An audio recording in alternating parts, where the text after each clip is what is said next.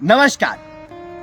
જીવનમાં આપણે જો સફળ થવું હશે ને તો જીવનમાં આવતી દરેક પરિસ્થિતિઓની સામે લડતા રહેવું પડશે, લડત આપવી પડશે. હવે શિયાળો ચાલુ થયો છે એટલે એમ થાય કે સવારમાં બહુ ઠંડી છે એટલે આળસ આવે, એટલે આપણને બે ઓપ્શન હોય ત્યારે.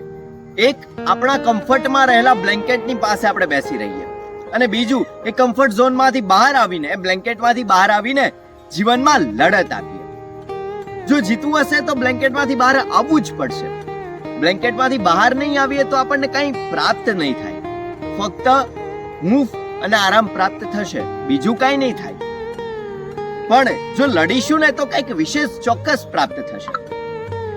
મારા ઘણા બધા મિત્રો અત્યારે વિદેશમાં છે, ત્યાં તો હાલ વિદેશમાં -ડિગ્રી તાપમાન છે, છતાં એ લોકો -ડિગ્રીમાં કામ કરે છે.